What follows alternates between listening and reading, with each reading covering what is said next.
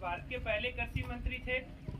इन्होंने 1949 में विधानसभा में कृषि उत्पादन बाजार विधेयक पास किया था, जिसके द्वारा जो भी खेत में अनाज उत्पन्न होता है उसका बाजारी भाव हो, बाजार के हिसाब से। बाद में 1952 में ये कृषि मंत्री रहे। 1953 में सबसे विशेष काम था जो जमींदारी प्रथा थी पहले, जो हम जमीन अभी हमारे पूर्वजों के पास है, वो जमीन पहले जमींदारों के पास थी। हम उसमें सिर्फ खेत जोतते थे और जमींदार की इच्छा के अनुसार हमारे को जितना अनाज दिया जाता था हमारे को उसी में संतुष्ट होना पड़ता था। तो उन्होंने 1953 में जमींदारी प्रथा को समाप्त करके, हमारे राजस्थान के भी थे एक कुंभाराम जी आर्य, हनुमानगढ़ जिले नौर भादरा के, और साथ में चौधरी चरण सिंह जी जो उत्तर प्रदेश के थे। इन्होंने जमींदारी प्रथा को समाप्त किया था।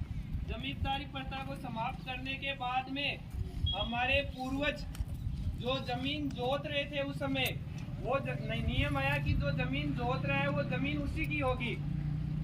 तो उससे पहले जमीन सभी जमींदारों की थी और जमींदारी प्रथा समाप्त होते ही जमीन हमारे पूर्वजों की हो गई। ये सिर्फ 6 महीने प्रधानमंत्री रहे थे, एक भी दिन वहाँ संसद में नहीं गए थे। इनका प्रधानमंत्री कार्यकाल था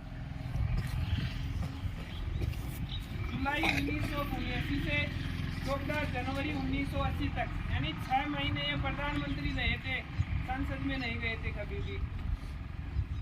किसानी कौम के लिए इन्होंने बहुत योगदान दिया। जो एक किसान ट्रस्ट था, 23 दिसंबर 1978 को उन्होंने किसान ट्रस्ट की स्थापना की थी। अब ये क्या क्यों विशेषकर हमारे को सबसे ज़्यादा तो यही है कि कुंभाराम जी आर्य और चौधरी चरण सिंह जी की देन है। इन्हीं के द्वारा हमारे को ज़मीन मिली। इससे पहले हमारे पूर्वजों के पास ज़मीन नहीं